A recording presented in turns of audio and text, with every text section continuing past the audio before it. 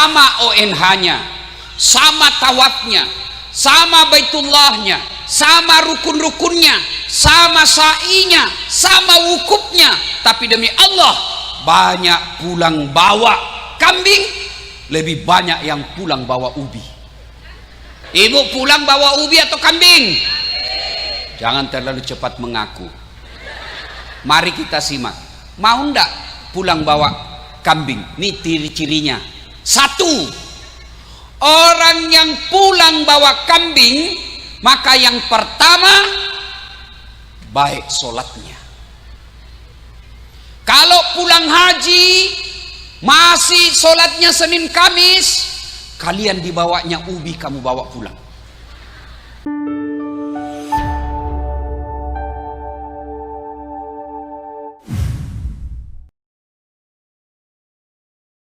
Assalamualaikum warahmatullahi wabarakatuh.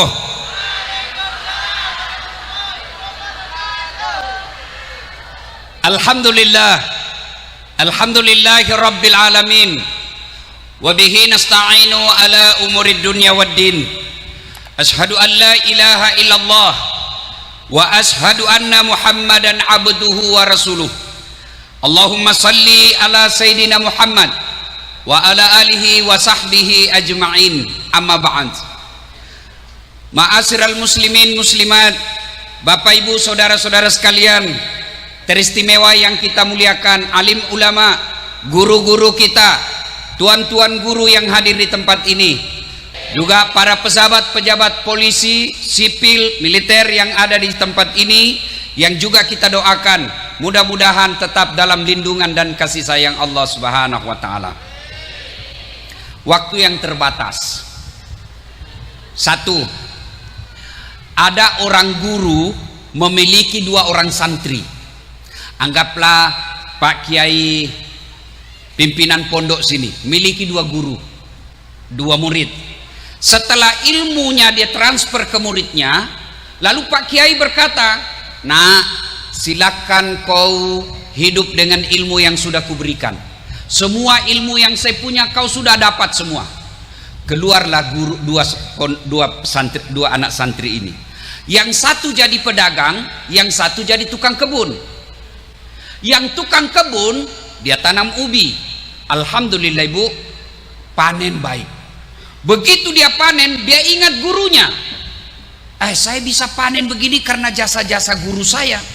Akhirnya dia ambil ubinya yang paling baik, dia masukin dalam karung, dia pikul itu ubi, masuk ke pondoknya, jalan kaki mikul ubi sampai ke pondok. Assalamualaikum warahmatullahi wabarakatuh Pak Kiai. Pak Kiai jawab, waalaikumsalam warahmatullahi wabarakatuh. Oh kamu nak, gimana kabar? Alhamdulillah guru, setelah saya keluar pesantren saya jadi petani, dan ini ada ubi saya bawa hasil panen saya. Kata gurunya, baik sifatmu nak, kau bawa kemana ibumu? Bawalah ke ibunya, istrinya Pak Kiai. Cerita-cerita, kata gurunya, kata muridnya, "Guru, mohon izin pamit dulu, karena ada pekerjaan saya penting, tidak bisa ditunda dan tidak bisa dimajukan. Saya minta izin pamit dulu." Kata gurunya, "Tunggu dulu nak, tunggu dulu, kau duduk saja dulu." Masuklah kiainya ke istrinya, "Bu, kita kasih apa ini santri kita? Baik benar kasihan, dia pikul ini ubi, apa dia bawa pulang?" Kata istrinya Pak Kiai, "Tidak ada Pak." Masa kasihan dia kalau pulang kosong? Tidak ada Pak, kecuali itu ada kambing dibawa kemarin Pak Kapolres. Sudah, Pak Kiai katakan, sudah kasih aja itu kambing, saya tidak butuh, saya kolesterol. Akhirnya pulang bawa apa Ibu? Pergi bawa ubi, pulang bawa kambing. Di perjalanan ketemu temannya yang pedagang. Kata temannya yang pedagang, "Mas bro, dari mana kamu?"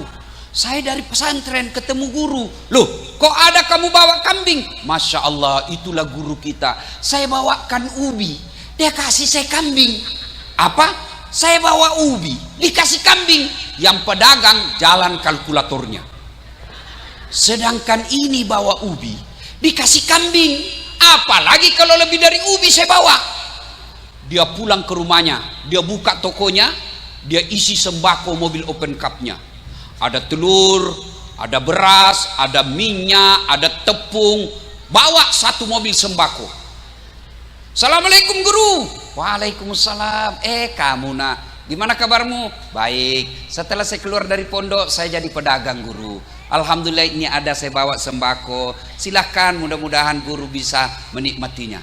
Kata gurunya, bawa masuk ke dalam ibumu nak. Bawa. Keluar lagi cerita-cerita. Kata muridnya, guru izin pamit dulu. Karena ada pekerjaan saya penting tidak bisa ditunda. Izin pamit dulu. Kata gurunya, tunggu dulu nak. Kok duduklah dulu di sini, duduk dulu. Masuklah ini guru cerita ke istrinya. Bu, apa dikasih ini anak kita? Baik betul, dibawa sembako satu mobil. Kata istrinya, ndak ada pak. Kasihan dia kalau pulang kosong. Ndak ada pak, kecuali itu ubi dibawa ke temannya kemarin. Akhirnya pulang bawa, pergi bawa, pulang bawa, ubinya lagi temannya. Begini juga jamaah haji. Sama ONH-nya, sama tawafnya, sama baitullahnya, sama rukun-rukunnya, sama sa'inya, sama wukufnya. Tapi demi Allah, banyak pulang bawa kambing, lebih banyak yang pulang bawa ubi.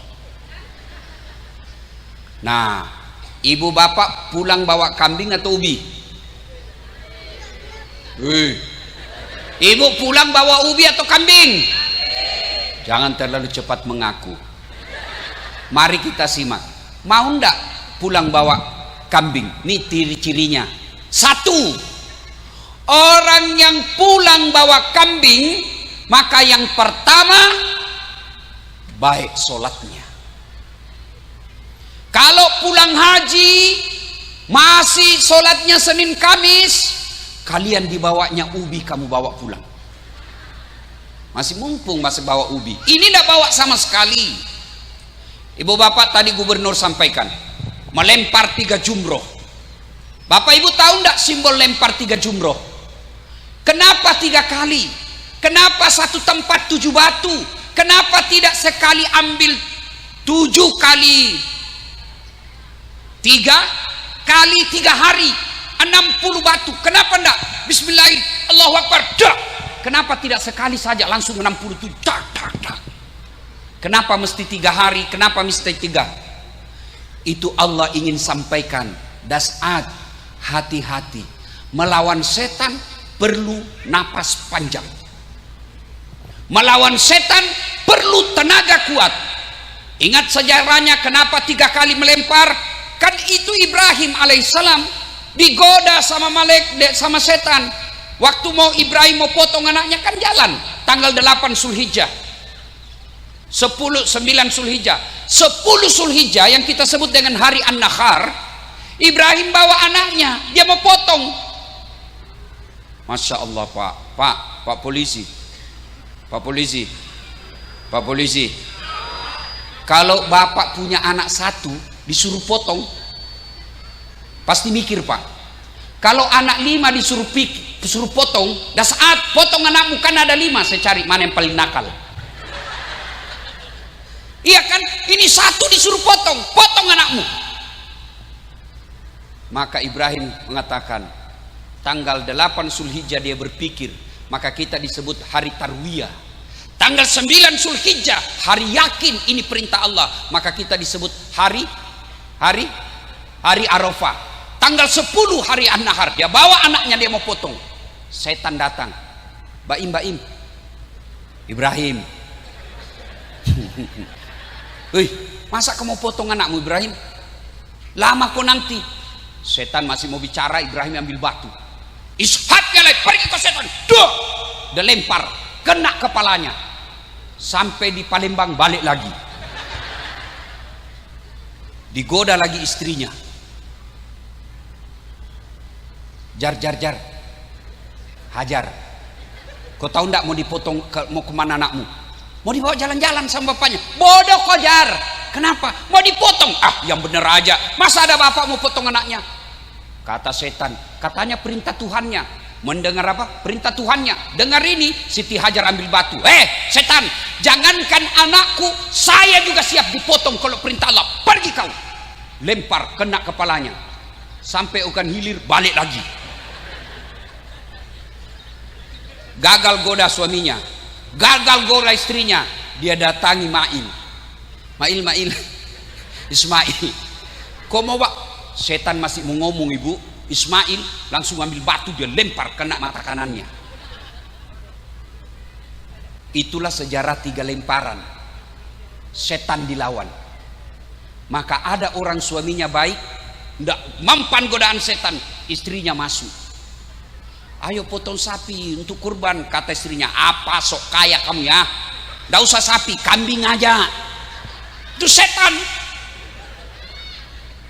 Karena ada orang pak, sudah mau sedekah di masjid, dia mau bawa ke pesantren, ada uangnya 10 juta disimpan. Tiba-tiba istrinya dapat, pak, uang apa itu? Uang sial. Maksudnya apa? Setengah mati sih sembunyi kok masih dapat.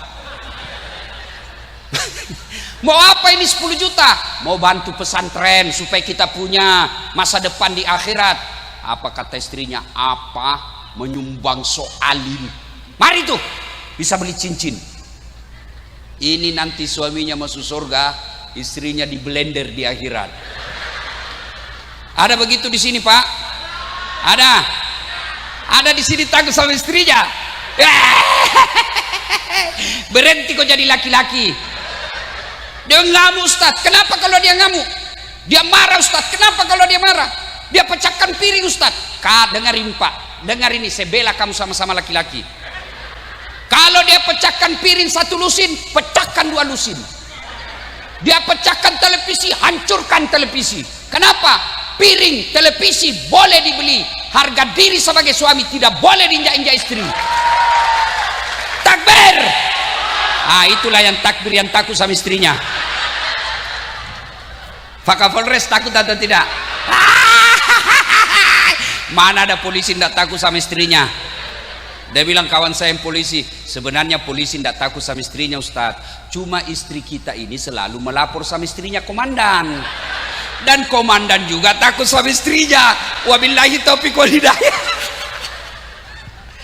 Akhirnya apa? Simbol dari melempar itulah sehingga Nabi pernah didatangi oleh Jibril dan berkata, ya Muhammad, saya mau beritahu kamu, siapa di antara kamu umatmu yang jadi teman saya? Na'udzubillah min zalik. Temannya setan pak. Lalu kata Nabi, siapa di antara kalian menjadi temanmu? Siapa di antara umatku yang jadi temanmu? Kata iblis, yang pertama dan utama teman saya, al-mutahawilu bis sholat, yang menganggap enteng sholat. Itu temannya setan. Ngapain kau pergi melempar 3 jumroh kalau kau tetap tidak sholat? Itulah yang diilustrasikan Pak Gubernur tadi. Dia ambil batu. Setan ini yang kasih bodoh-bodoh saya selama ini.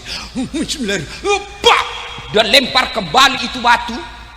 Itu melenting, hampir kena kepalanya pak. Dia tangkap. Tertulis, sesama setan dilarang saling melempar. Boy, ini masih putih-putih. Kalau kalian tidak sholat, hajimu sia-sia. Kapan perempuan banyak tidak sholat? 1, ketika ada pengantin. Jangan ketawa, saya serius ini.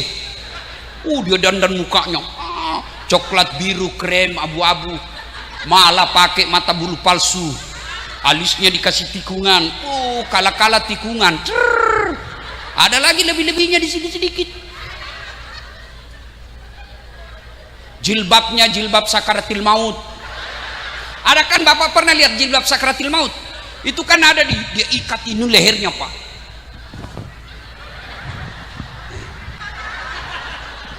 Sudah itu 3 lapis kudungnya, coklat biru krem. Ada di sini kering-kering, ada juga kayak pohon belakang sininya pak. Bajunya sempit, roknya sempit. Kata suaminya, cepat-cepat kau, acara belum mulai. Kata istrinya, tambah dulu kasihan, setengah mati kita. Beleng-beleng. Tiba waktu sholat, hayyalah sholat. Kata suaminya, hehe, bu, kau sudah haji, Saya jualkan kamu tanah, kau pergi haji. Ini sudah mau asar, kau belum sholat duhur. Kau pergi sana sholat duhur. Apa kata istrinya? Sadar kau pak? Saya sadar, saya suruh kau sholat. Bapak ndak lihat ini jilbab saya? 2 jam ini dipakai jilbab pak. Ini semua kelakuannya ini. Bu, hei, kasihani suamimu yang jual sawah untuk kau haji. Yang kedua, banyak perempuan ndak sholat. Kapan? Ketika selesai haid. Kata suaminya, bu, biasanya cuma 5 hari kau tidak sholat. Ini sudah 7 hari kau belum sholat. Belum bersih. Masih ada sedikit-sedikit. Kata suaminya, kau bohong toh? Apa bohong? Saya kasih lihat. Ini kelakuannya semua. Bu, salatullah salam ala toha rasul. Salatullah salamullah ala Yasin. Bu, di sini ada Kapolres. Kita doakan mudah-mudahan segera jadi kombes. Tidak bisa Kapolda pak kalau tidak kombes dulu. Kombes dulu 3 bunga. Ini ada ajudannya. Pak Kapolres ini aja ajudan. Bu, sekedar ibu tahu bapak. Kalau ini Pak Kapolres panggil ajudan, ajudan, itu ajudan biar lagi duduk, langsung dompak, siap komandan. Biar ada kacang di sini langsung ditelan bola. Iya toh Pak Kapolres? Ya. Kira-kira ada ndak ajudan bapak panggil ajudan? Tunggu dulu komandan. Wah, diinjak lehermu, dirambo kamu, Rambo, Rambo. Bukan Rambo, itu yang film Amerika. Coba panggil lagi, ajudan. Kira-kira berani ndak katakan, bapak ndak lihat saya sibuk? Coba Rambo. Nah, padahal Kapolres ada mutasinya, paling lama 2 tahun. Begitu takutnya itu polisi sama Kapolresnya. Bagaimana ketika Allah yang panggil kamu? Hayya 'alal falah. Ibu tahu enggak itu artinya hayya 'alal falah? Sini saya kasih kamu kemenangan. Itu artinya hayya 'alal falah. Sini saya kasih kau kemenangan. Ya Allah berikan saya kekayaan. Ya Allah sembuhkan penyakitku. Ya Allah jadikan anakku soleh dan soleha. Bapak pikir Allah enggak dengar? Allah dengar, maka Allah jawab doamu. Hayya 'alal falah, sini saya kasih kamu yang mau. Ini bapak-bapak polisi. Bu, tahu polisi? Tahu? Jangan kau musuhi polisi. Kau kira enak di dunia kalau tidak ada polisi? Rumah dirampok, anak diperkosa, suamimu dibunuh, siapa kau cari bu? Satpol PP. Nah, nggak ketemu. Siapa kau cari? Polisi. Makanya jangan musuhi polisi. Polisi juga jangan musuhi ulama. Kenapa? Karena kalau bapak polisi mati, siapa yang bungkus kok? Maka yang baik, polisi lindungi ulama, ulama doakan polisi bersinergi membangun Republik Indonesia. Tapi sekarang Ustadz sudah lebih 1 bulan ini di televisi Rambo terus. Rambo. Pak, Bu, Bapak tahu enggak berapa polisi di Indonesia? 470.000 orang. Itu yang kita lihat di televisi hanya 1 dan teman-temannya. Masih jauh lebih banyak polisi baik di Republik Indonesia. Ini Bapak pikir ini bisa cara ini kalau tidak dikasih izin sama Kapolres? Maka kita doakan polisi-polisi yang hadir di sini, polisi Republik Indonesia yang baik hati, bagus akhlaknya. Tenang Pak Kapolres, saya bela Bapak hari ini. Maka kawal saya pulang nanti Pak ya. Jadi Bapak Ibu sekalian, kalau mau baik hidupmu, dekati Allah. Adik-adikku polisi ini, kalau mau baik pangkatmu, jangan cari muka sama Kapolresmu, capek. Siap komandan, siap komandan. Lalu bagaimana kalau mau baik pangkatmu? Datang kepada Allah. Caranya apa? Perbaiki solat. Kecil bos jadi kapolsek, kecil jadi kapolres, kecil jadi sat narkoba. Yang penting jangan kasat narkoba ditangkap gara-gara narkoba. Kayak film India. Ya. 1. Haji mabrur, pelihara solat. 2. Bapak ibu haji pemerintah ada yang disebut arba'in. Ada ibu?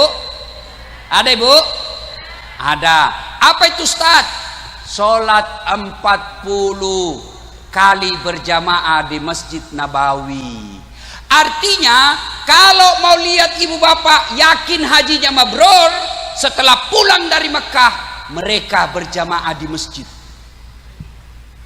Alhamdulillah, di kabupaten ini Pak, di mana-mana masjid selalu penuh jamaah. Masya Allah. Apalagi kalau subuh,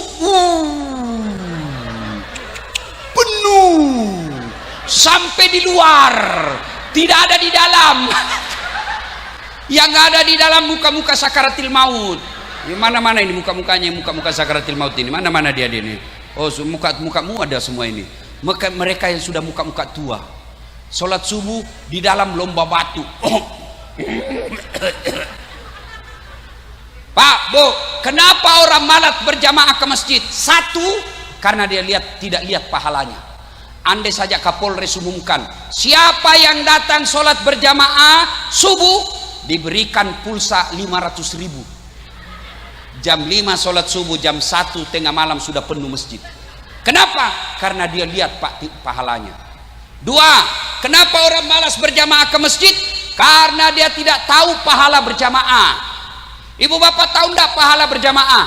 Kalau ibu bapak wudhu dulu lalu ke masjid berjamaah, kata Nabi, melangkah kaki kananmu 1 pahala, melangkah kaki kirimu dihapus dosa kecilmu. Jadi kalau bapak rumah dari masjid 200 meter, PP 400 meter, berapa langkah pahala? 400 Pak. Kaki kanan 1 pahala, kaki kiri gugur dosa kecil. Apalagi kalau bapak jalannya lambat. Salatullah salam ala toha rasulillah. Salatullah salamullah ala yasin habibillah. Ini dapat hiburan, goyang-goyang dapat pahala.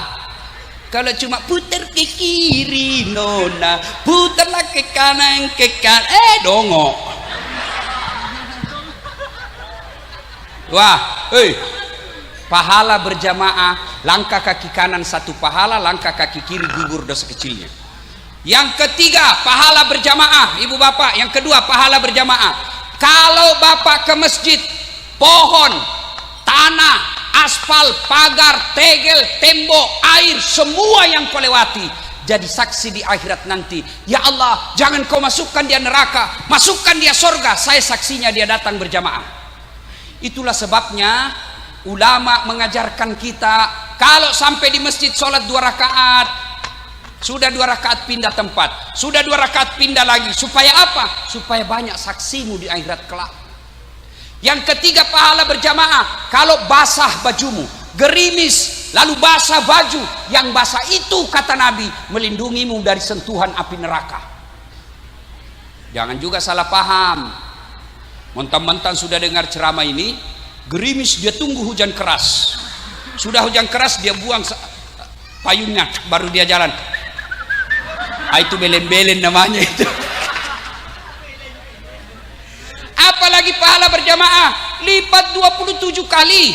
Artinya apa? 1 kali sholat jamaah, 27 kali sholat di rumah baru sama pahalanya. Apalagi keutamaan berjamaah di masjid, ada yang disebut doa bersama. Bapak ibu tidak tahu berdoa, banyak dosa. Tapi ada Imam Habib Mahdi berdoa di depan, ada Pak Kiai Nawir berdoa di depan, memimpin doa. Semua mengatakan amin. Maka semua orang-orang yang mengaminkan doanya beliau ikut dikabulkan doanya. Apalagi keutamaan berjamaah. Di dalam berjamaah itu ada silaturahmi. Kita musuhan gara-gara pilkada, musuhan gara-gara pilcaleg, malu kita datang ke rumahnya minta maaf. Maka dengan cara berjamaah, kita duduk berdiri di sampingnya. Allahu Akbar. Ada samping. Sudah, kita di sampingnya lah. Sudah, assalamualaikum warahmatullahi. Tunggu, ibu jangan dulu salam, bapak jangan salam dulu, tunggu dia. Assalamualaikum warahmatullahi. Baru bapak, assalamualaikum warahmatullahi. Senyum, baru sudah jabat tangan. Tidak mungkin dia orang apa senyum. Menyambungkan tali persaudaraan. Ada yang bertanya, Ustadz, bagaimana kalau perempuan? Tidak ada ayat, tidak ada hadis, tidak ada ulama yang melarang perempuan berjamaah ke masjid. Jadi kalau ada ustadz penceramah yang baru belajar agama 1 bulan, itu pun melalui YouTube, haram perempuan ke masjid, bawa ke Habib Mahdi. Tidak ada larangan perempuan ke masjid. Nabi cuma katakan perempuan tidak dianjurkan, tapi kalau mereka mau ke masjid jangan dilarang. Kenapa dulu perempuan tidak dianjurkan ke masjid? Karena keamanan. Dulu kalau perempuan jalan ke masjid sendiri diculik dan diperkosa. Kalau di sini aman. Apalagi kalau ibu-ibu usianya sudah 70 tahun. Siapa yang mau culik kamu? Bau minyak gosok.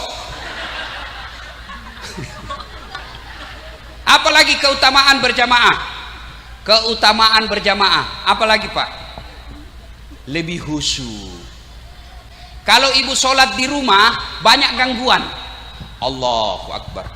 Tiba-tiba kucing naik meja, tidak ditutup ikan, pasti ibu sudah tidak khusyuk. Habis sudah ikan, habis sudah. Akhirnya kreatif ini ibu, dia baca apa? Qul a'udzu birabbin nas, malikin nas, ilahin nas. Tapi kalau di masjid tidak ada itu. Kalau di rumah ibu kan bingung, ini sudah tahiyat pertama atau belum? Ini sudah 3 atau 2? Allahu Akbar. Tadi uang 100.000, beli 50.000 pulsa, mana ini 50.000? Allahu Akbar, belum didapat. Begitu assalamualaikum, oh di bawah bantal. Banyak gangguan. Kalau di masjid insya Allah lebih khusyuk. Maka haji yang mabrur pulang dia pelihara sholat jamaah. Apalagi penyebab orang malas berjamaah ke masjid. Salah satu juga penyebab orang malas berjamaah ke masjid. Apa? Manajemen masjid tidak bagus. Apa yang dimaksud? Waduh, Bu, ada masjid saya bikin. Jadi ibu-ibu, bapak ibu, bapak, adik-adik, kalau nonton YouTube saya dan bapak ibu nonton iklannya, itu bapak bangun masjid. Jadi kalau nonton YouTube saya, ceramah di YouTube, ibu jangan skip iklannya. Yang 30 menit jangan skip. Kalau ibu nonton iklannya, ibu sumbang pembangunan masjid dan markas ulama di Sulawesi Selatan. Itu. Nah, sekarang ibu-ibu. Loh ibu. Hoi. Ibu-ibu yang pegang HP, saya doakan suaminya kawin lagi. Urus ceramah masih juga sibuk-sibuk. Nah, ada masjid yang saya bangun Pak, di bawahnya kolam, di pekarangannya saya pelihara kucing lebih 500 ekor. Yang azan anak muda saya bikin lomba azan, juaranya saya gaji layaknya pegawai negeri yang tukang azan. Imamnya juga saya bikinkan rumah, kemudian kasih kendaraan dinas. Karpetnya hampir tiap tahun saya ganti. Sound sistemnya baik, ber-AC, penceramahnya belum ceramah saya sudah kasih honornya dan sudah kasih judulnya. Akhirnya ramai masjid Pak. Tapi ini bagaimana orang mau ke masjid? Yang azan orang tua sudah pensiun, penyakit asma. Hai, ya,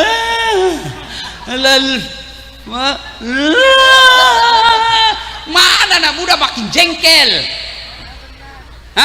Apalagi karpetnya sudah 7 kali lebaran tidak pernah diganti. Akhirnya kita sujud bengkak semua jidat. Kenapa? Digigit semut. Penceramahnya dari salam pertama sampai terakhir neraka aja terus dibaca. Kau dibanting, dilipat, ditusuk pantatmu, tusuk mata, guntung lidah, makan api. Kata anak muda, nggak usah ke masjid, bikin takut-takut. Ayo, Dapat lagi sound system, baru takbir imam, Allahu Akbar, langsung story.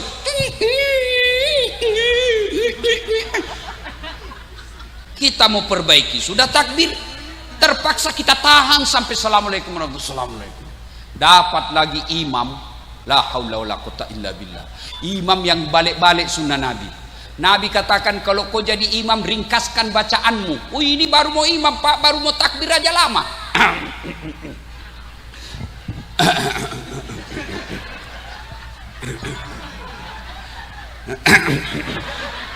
Bikin jengkel pak. Hah? Kata Nabi, kalau kau jadi imam, ringkaskan bacaan solatmu. Kenapa? Karena di belakang ini macam-macam. Ada ibu-ibu yang tahan kentut, ada nenek remaja yang pakai sepatu baru, dia lupa kasih masuk, hilang sudah sepatu saya. Lama betul ini Pak Imam, hilang sudah sepatu saya. Ada Pak polisi yang ditelepon istrinya, sudah cepat pulang, pulang kau, pulang kau, pulang. Lamanya Pak Imam. Maka Nabi katakan, ringkaskan bacaanmu. Kalau kau sendiri terserah, mau kasih hatam surah Al-Baqarah terserah. Yang kedua kata Nabi, baca yang umumnya orang hafal. Kenapa Nabi anjurkan kalau kau jadi membaca yang umumnya hafal? Satu, supaya kalau kamu salah ada yang bisa bantu. Coba kalau Pak Imam baca wadduha salah, kita bisa bantu. Tapi coba kalau imam membaca Al-Anfal ayat 5 sampai 72, begitu dia baca salah, apa, hadapi susahmu sendiri. Ya toh Pak Polis. Yang kedua, tujuannya disuruh menghafal, membaca yang orang hafal, supaya kita bisa khusyuk ikut. Coba kalau imam membaca wadduha, anak-anak pun ikut. Kenapa? Dia hafal. Qul huwallahu ahad, anak-anak ikut. Qul huwallahu ahad, Allah. Kenapa? Dia hafal. Begitu Pak Imam membaca Al-Anfal ayat 10 sampai 80, dia khusyuk dengan bacaannya, kita khusyuk dengan hayalan. Kita mau ikut tidak dihafal. Kita mau ruku, Pak Imam belum selesai, terpaksa dibaca semua pengumuman masjid, keadaan keuangan masjid, saldo kas. Belum selesai juga Pak Imam, dibaca lagi kalender Persatuan Guru Republik Indonesia. Belum selesai Pak Imam, bajunya lagi orang dibaca, caleg DPR RI nomor urut 8. Itulah sebabnya kalau kita jadi imam, baca yang umumnya orang hafal. Yang keempat, penyebab orang malas berjamaah ke masjid, gara-gara apa? Kadangkala ada jamaah merasa dialah yang paling hebat dalam masjid. Ada akhlak berjamaah. Nabi menganjurkan setiap kau mau berjamaah, sunnah pakai parfum. Apa parfum untuk Allah? Tidak, itu akhlak supaya kau tidak ganggu bau badanmu sama orang. Kenapa Nabi anjurkan sikat gigi? Apa gigimu sampai harumnya kepada Allah? Bukan itu. Untuk apa? Agar bau mulutmu tidak mengganggu. Itu adab akhlak. Ini ada anak-anak baru belajar agama 2 bulan, tidak berdoa, katanya doa bersama bid'ah, zikir bersama bid'ah, tidak ada pada zaman Nabi. Oke, kalau kau tidak mau silahkan, tapi jangan kau duduk paling depan. Kenapa? Karena kalau saya lihat mereka, Assalamualaikum warahmatullahi wabarakatuh, langsung dia lompat tuh, langkah-langkai ulama. Saya kalau dapat langsung saya pukul pantatnya, kau di belakang dulu. Tidak ada adabnya ini. Apalagi kalau datang berjamaah, jangan merasa paling pintar. Ada juga Pak, baru takbir dia ganggu sudah kita Pak. Kayak dia takbir mau digigit telinga kita. Bismillah, alhamdulillah. Kayak itu dia gigit telinga kita Pak. Apalagi ada juga itu adik-adik, saya biasa kasih pindah kaki saya, dia kasih pindah lagi, kasih pindah lagi, kasih pindah lagi, kasih pindah lagi. Selesai sholat dia marah Pak. Selesai sholat dia marah. Kenapa injak kakiku? Kau ganggu saya. Maksudnya apa? Kenapa kau injak kaki saya? Dengkek-dengkek. Kenapa? Supaya saf rapat Ustaz. Sini deh. Kalau kau mau rapat saf, bukan jari-jari kakimu yang kau rapatkan. Apa? Pundakmu. Kalau jari-jari kakimu, jari-jari kaki bisa rapat tapi sapu renggang. Beleng-beleng. Adik-adik yang baru belajar agama, jangan merasa paling alim, paling pintar. Saya dimaki-maki, Bib, Pak Kiai, hanya gara-gara saya tidak pelihara jenggot. Dia bilang, apa ini Ustadz? Kan sekarang itu di medsos dia bagi-bagi, Pak, ini Ustadz sunnah, ini Ustadz tidak sunnah. Saya masuk kategori Ustadz tidak sunnah. Kenapa? Karena saya tidak pakai jenggot. Saya bilang, kenapa kau tuduh saya Ustadz tidak sunnah? Buktinya kau tidak pelihara jenggot. Saya mau diapa kalau tidak mau tumbuh? Sudah ku kasih minyak nggak tumbuh-tumbuh.